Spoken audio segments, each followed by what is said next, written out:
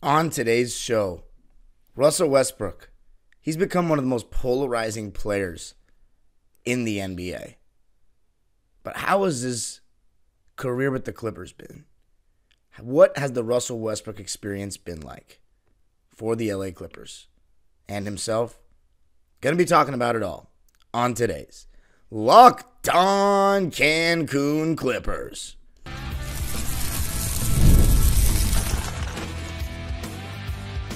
You are Locked On Clippers, your daily Los Angeles Clippers podcast. Part of the Locked On Podcast Network, your team every day. Yes, sir. You are locking in with the Clips. Thank you for making Locked On Clippers the first listen of your day, your team every day. I'm your host, Darian Vaziri, born and raised in LA.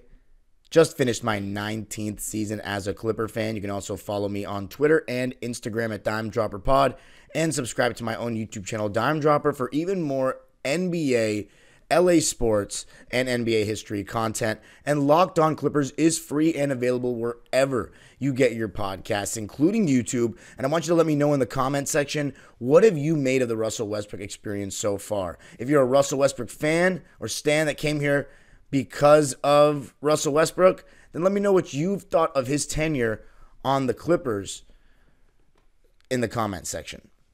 So we're going to be talking about why the Clippers got him and what ended up, kind of materializing based on the vision that we once had when signing him, and then the end result. And then I'll be kind of grading his overall tenure.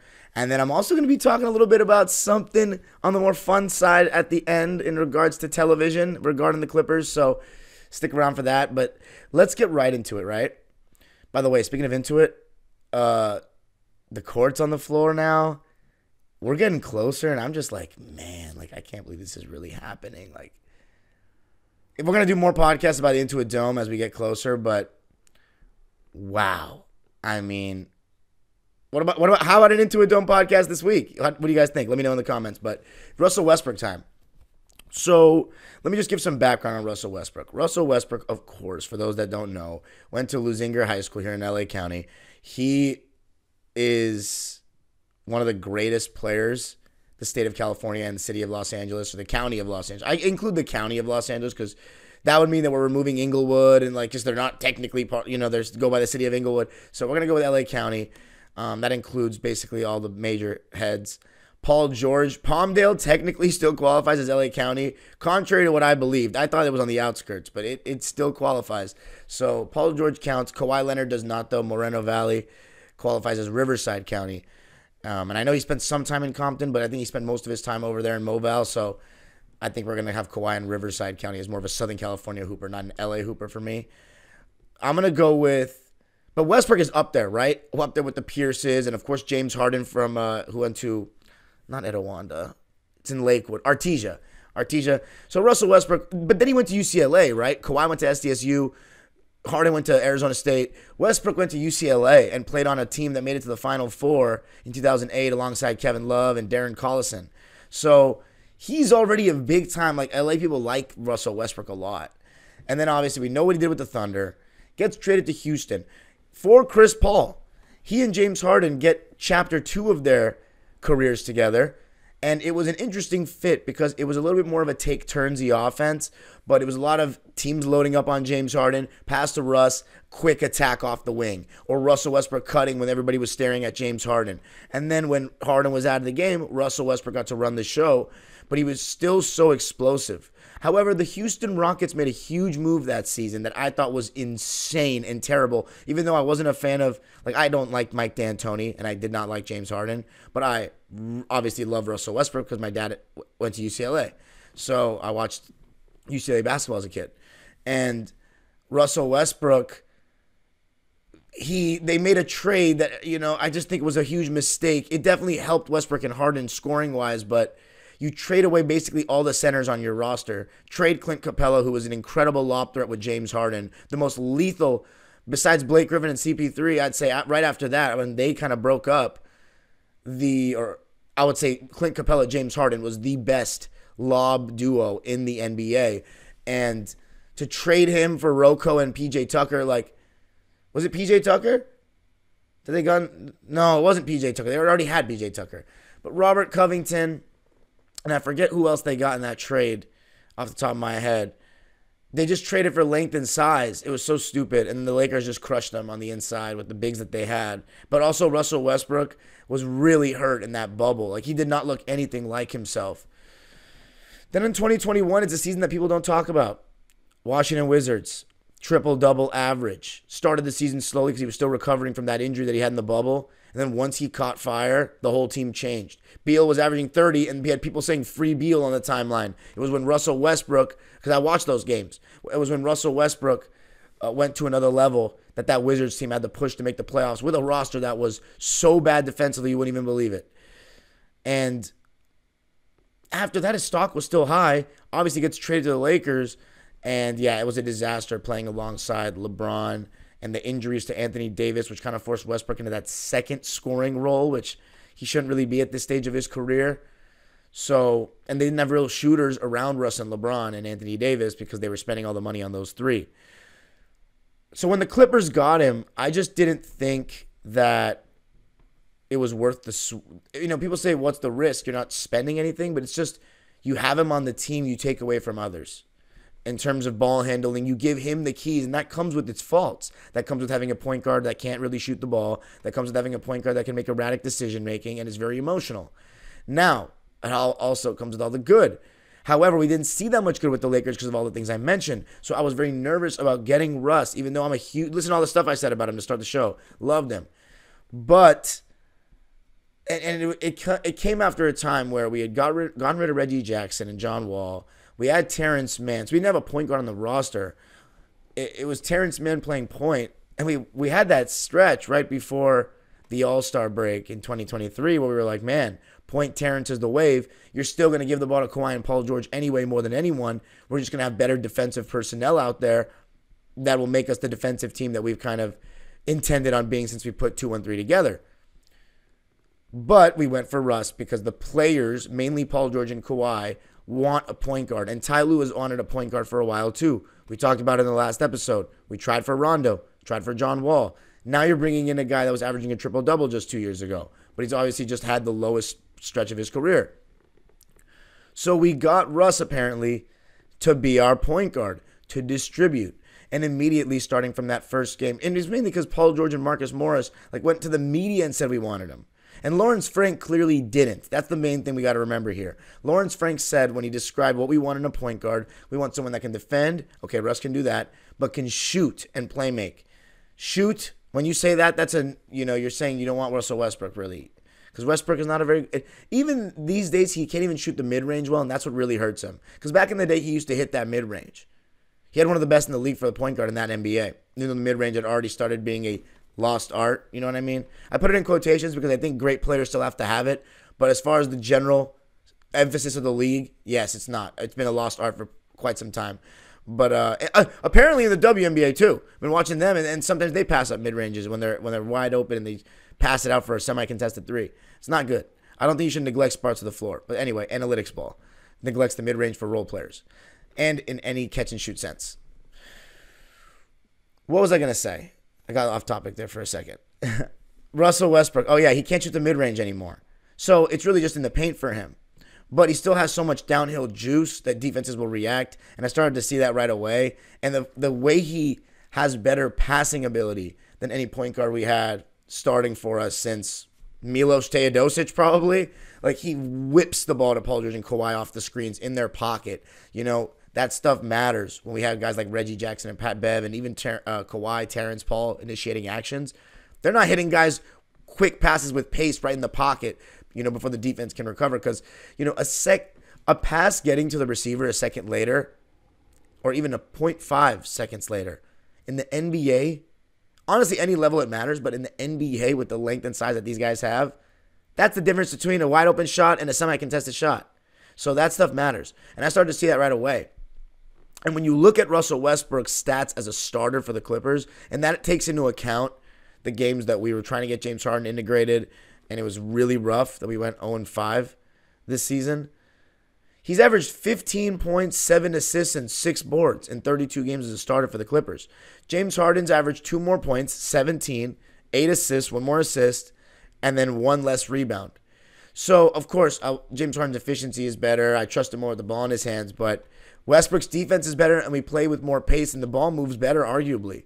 It really, when I say the ball moves better, I think it's just because Russ is going to have to do quick hitters. He's going to have to push the pace. He doesn't have the offensive skill of James Harden, so he's going to have to give it to other guys, and I think the ball moves better that way than seeing James Harden ball pound and pick and roll. But I will say this.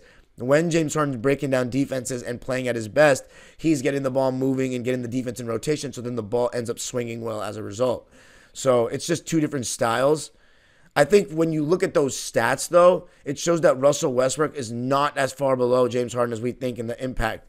But again, James Harden is a different level of threat offensively and a better. And if you go to the playoffs, obviously, it looks silly to even make that argument. The thing about the playoffs is this is after a whole season of playing. Essentially, James Harden's getting 34-plus minutes a game, and Westbrook's kind of been exiled to the bench in a role that's, what is your role? Come in and give energy minutes, but he's not very good off the ball. He's trying his best, but he's not. He's not a respected shooter, and he's clearly a very emotional player that when things aren't really his way, you don't seem to get the best effort out of him and the consistent focus from him. You see him press and try to force things even more than normal. So, again, I'm not blaming James Harden for this. I'm more so blaming the Clippers front office for this. Why? Why did we get Russell Westbrook in the first place? To be our point guard. And then we come and try to demote him or try to replace him all offseason, trying to make that trade for Malcolm Brogdon that didn't work out, and then going for James Harden. And I don't understand. I really wonder what kind of say Russell Westbrook had in the probably not much, but I wonder if there was any pushback when we got James Harden. Like, look, now they're going to take the ball out of my hands, and it's going to be very similar to what I was doing with LeBron in a sense. But I kept saying he was going to sacrifice for his friend, which he did. But it did not end up getting a very good Russell Westbrook for me. It got a mediocre Russ that you just didn't know. Some nights was fantastic, and then some nights was all over the place. And the playoffs was god-awful. There's no way around it. He was god-awful. I don't think he's that bad of a basketball player, though, in the NBA. I don't. People say Westbrook and all this. I make excuses for him. I really think Russ is such a confidence player. He just needs things catered to him, and you can say that's a flaw in him. But why get the guy? Moral of the story for the Clippers front office, why get the guy if you're going to look to replace him? You just saw he didn't want to play on the bench with the Lakers, and it's because they were, I don't know, desperate, want to make Paul and Kawhi shut up and stop begging for a point guard. I don't know. That's annoying if that's why. But coming up, going to be talking more about the result. What does Russell Westbrook look like? What's his timeline as a Clipper been like? Going to be talking about that coming up. I got to tell you a little something about FanDuel. It's winner take all time in the NBA and NHL, and FanDuel's giving you a shot to bring home a big win of your own. Right now, new customers get $150 in bonus bets with any winning $5 bet. That's $150 to bet on spreads, money lines, player props, and more. Visit FanDuel.com/lockedon and make every playoff shot count. FanDuel, America's #1 sportsbook. I'm even going with, I don't know, let's go Boston game 1, money line. Why not? Because let's have Dallas get out of here, right? FanDuel, America's #1 sportsbook. That's where you got to go. FanDuel.com/lockedon and get it done. Place your bets.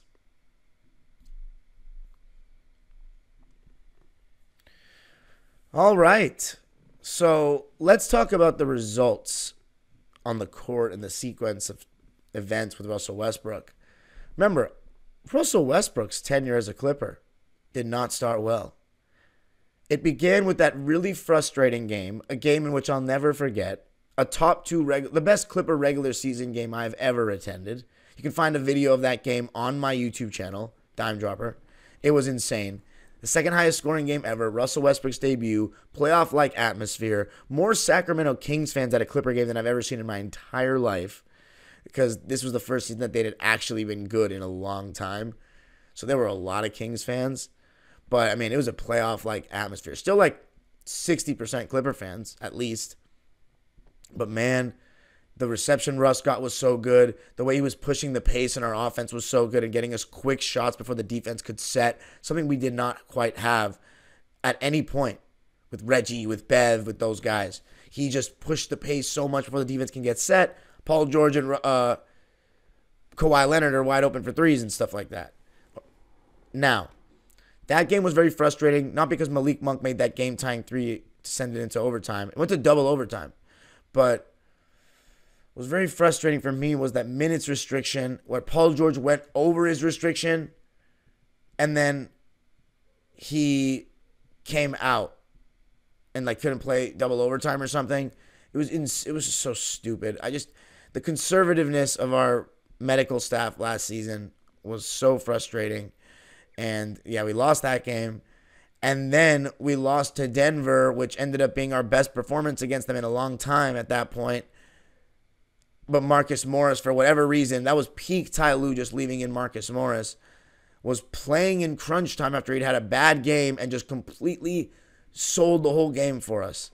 That was extremely frustrating. It was a good performance. And you started to see that Russell Westbrook actually exploited something in the Nuggets that we didn't have before. Somebody to go at Jamal Murray and make him work defensively. Someone to give him more of a threat to be in the rear view contesting in the pick and roll offensively. So meaning when Russ is on defense, he's that, because when Russ is engaged, he's chasing those screens and blocking from behind like he always does against Kevin Durant. And in the playoffs, as a starter to me, you're getting that version because he's getting the keys. So he's feeling good.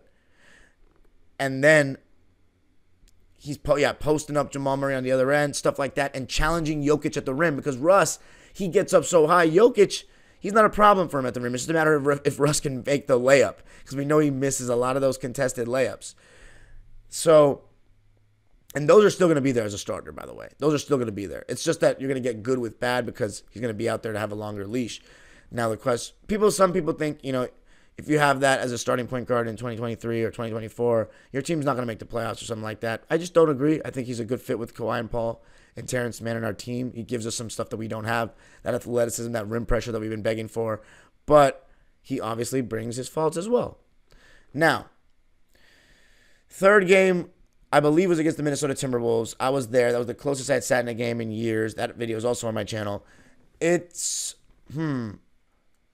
was crazy to be in the third row, but that was just peak. One, Marcus Morris's confidence was rock bottom, but just trying to get, Russell Westbrook and Paul George and Kawhi situated. I don't think Russ played very well in that game. And at that point, it just felt like I wasn't doomer on the move, but it was like we took away a good thing, which was Terrence Mann playing point guard. And I was like, why make this move at the trade deadline? You're already not really going to do much in the playoffs, I don't think. And then the rock bottom was that game against Golden State on the road, and we just got killed, and Draymond was completely sagging off Russ. That's when it felt like, why do we make this move? Why do we do this? And then the final game, I believe, was that game without Kawhi in Sacramento where the ball slipped out of Russell Westbrook's hands, but he had a really good game. That was very frustrating. And then we won 4 straight games, beginning with that game against Memphis that I was at, which was awesome, also on my channel. I don't mean to make all these shameless plugs, but I'm going to do it because if you want more Clipper content, Locked On Clippers and my own channel, it's got a ton. So we started to see the results kick in, the winning. It's just something that's all about just when it comes to winning streaks in sports, just getting that first one after a losing skid and just building that confidence and momentum back. And then stuff will happen. And we started to see 4 straight games, 4 straight wins with Russ. And then Paul George goes down shortly after, and that's about it. So it was rough. It was rough. We didn't really get to see the full potential of what the Russ, Paul George, Kawhi trio could do as starters. And then this season we saw it for 3 games, and that was about it. So the result was that we didn't really get to see it at its best. If you want to take the record with Russell Westbrook, we can look that up right now. Russell Westbrook record as a Clippers starter, 15-17. That's not very good, but here's the context of it. So, yes, 0-5 in the first 5 games of his Clipper career. But let's just, for the sake of being fair to Russ, take away the game without Kawhi against Sacramento that we lost, where he had 27 points and 10 assists on 75% shooting. Let's just take away that one. So, 0-4. Then we win 4 straight. Memphis, Toronto, New York, Golden State. I was at 3 of those games, I believe. No, I don't think I was at the Golden. No, I wasn't at the Golden State one or the New York one. I was at the Grizzlies game and the Raptors game. We win 4 games in a row, right? It's now 4-4, let's say. We lose to the Magic in a game that Kawhi load manages. So now Russ is the second option. That's not what we want. So again, I'm not counting that because without Kawhi, there's no point. He's there because of Kawhi and Paul George. Now, if you want to make an argument, James Harden, who's better when Kawhi's not there? James Harden by far is not even close. End of story. He's just a much better creator. And I still think Harden's better than Westbrook. Please don't get it twisted. I have some Harden fans thinking that I said that Westbrook's better. I don't think Westbrook is better. I just think the fit might be better. It might be. We didn't see it as potential. I'm always going to stand by that. But the regular season record wouldn't have been as good, I don't think. I think it's more about that you have a more defensive, a better defensive team, and then in the playoffs, Kawhi will raise your offense. That's mainly what I think. And then Russ does the intangibles more than Harden. Offensive rebounds, better defense, moving without the ball a little bit more, screens, being a role threat. Anyway, so yeah, 4-4, right? At that point. Play Portland on the road and beat them by a good amount. That's 5-4. And then it's the game that Paul George gets hurt. But let's say we lose that game, we're 5-5. We were only 5-5 with the guy, but we had won 4 out of our last 5. And then Paul George gets hurt. And then we win the game the next day, by the way. But that's really not much to go off of. It's really not. So the thing about it is, at this point, we're going to commit to James Harden. I think the Russell Westbrook experience is just one that is a what if for me with the Clippers. I don't think it worked out as a backup. I don't think he's good as a backup. If that's something you want to hold against Russ, which I do absolutely to a degree. He's just so hard to adapt around. You got to give him the keys. Harden's kind of the same. You got to give him the keys. It's just that Harden makes more of an argument to get the keys at this stage of their career. Coming up, though, going to be talking about what I think we should do with Russell Westbrook next season, or what I want to happen. And, of course, going to be taking a look at a little entertainment for the LA Clippers.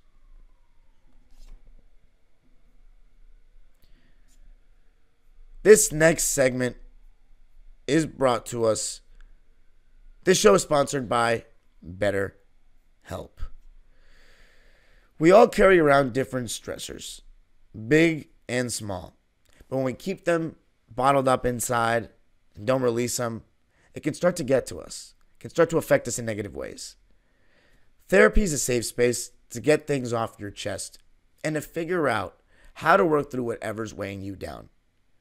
Therapy was there for me at times in my, early elementary school life, believe it or not. And it helped me. Had a couple sessions. Sometimes it just takes a little bit. And it made me feel a little bit better, a little bit more clear. If you're thinking of starting therapy, give BetterHelp a try. It's entirely online, designed to be convenient, flexible, and suited to your schedule. Just fill out a brief questionnaire to get matched with a licensed therapist and switch therapists anytime for no added charge. Get it off your chest with BetterHelp. Visit BetterHelp.com/LockedOnNBA today to get 10% off your first month. That's BetterHelp, HELP.com/LockedOnNBA.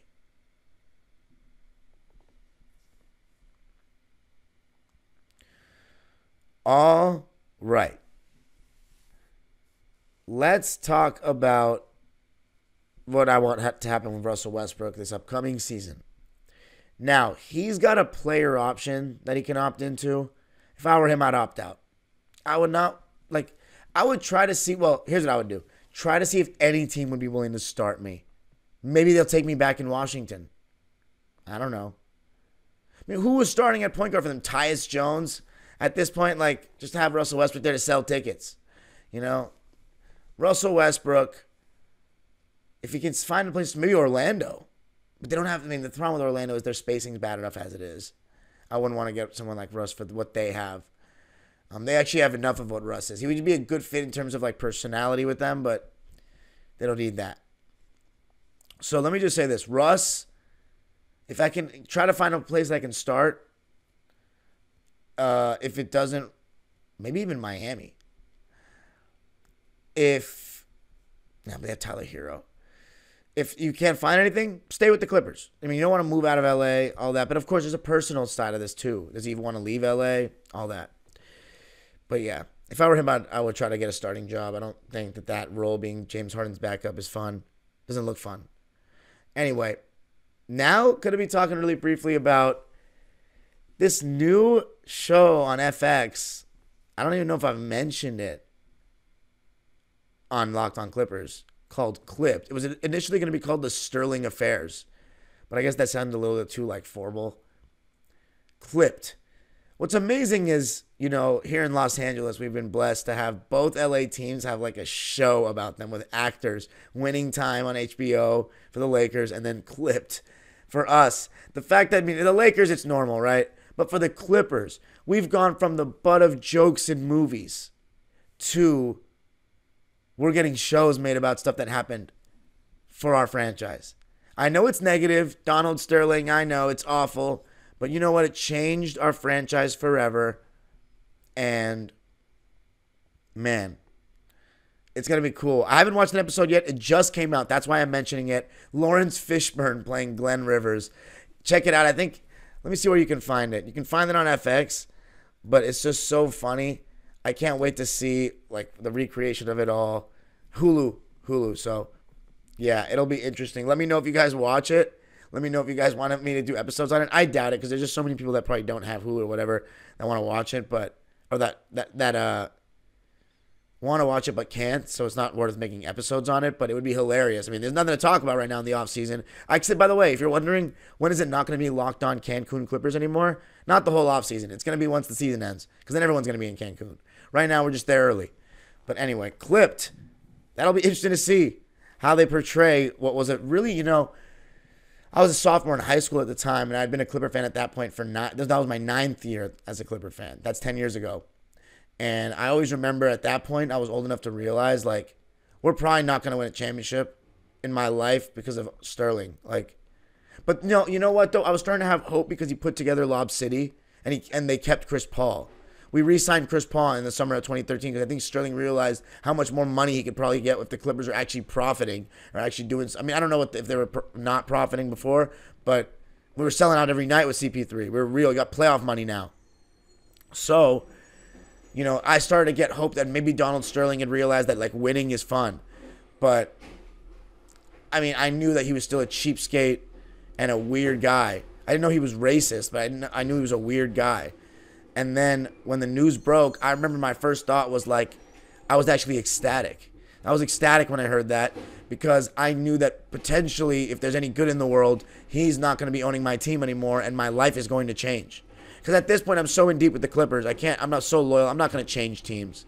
I'm not like that. It's my local team. I'm not going to be a Laker fan now after 9 years of heartbreak and some really tough seasons where we didn't even make the playoffs and we were trash. And I was scared to even say I was a Clipper fan at school because I thought people were going to say they're garbage. So I'd just be like, oh, I like both the same. That was in 09. I had a phase between 09 and 11 when people would ask, I'd say, I like both the same. But it was never true. My close friends knew I was always a Clipper fan first, though. And I was just too embarrassed with new people as a scared little kid. But ever since, I want to say, when we got Blake Griffin, I was a little bit more I'm a Clipper fan. I have pride in it. We were just so bad, and we were little kids, and every little kid, D-rides the winners. So it was just unthinkable with Kobe at the height of his peak to be a Clipper fan at that time. But I was, because I started with Elton Brand and them before they got Gasol. Timing is everything sometimes with this stuff. However, so my point is this, when I heard the news, I was so excited because I knew that something was going to be done. But it was funny because I remember some people were like, oh, you support a racist and all that at school. I remember people said that to me. And I was just like, come on, man. You guys can't be serious. Us fans, we don't even like Donald Sterling. And that was the first thing Adam Silver did, when he first became commish. And, man, I remember being at Game 5 when it was the first game since, and all our sponsorships were covered around the arena. Everything. There was news trucks outside of Star Plaza, signs, protesting. Everybody, and they told us to wear black at the game. I remember when the roar when the Clippers came out that night. I remember we had just gone to the arena, and I had 300 section. Actually, no, I didn't sit in the 300s. I was in 100s behind the basket that game, but we just went out to the closest 100 section that we can, get into just to hear, because the team was coming out of the tunnel. And man, that reception, I don't remember hearing a louder reception in my 19 years of going to games for the Clippers than that. It was chills, man. It was chills. And they were all wearing black shirts. I remember we started chanting, was it "We Are One"? We started chanting at the game. That was an interesting game. We ended up winning, thankfully, and it was an inspired performance by the fellas, but those memories are powerful. But man, I just, the one thing I'll say is I just had so much more pride in that team and loving that team and them representing us than this one. It's just my honest take. Anyway, though, let me know. Let me know what you think of the Russell Westbrook experience so far in your eyes. Let me know what you think of the show Clipped if you watch it.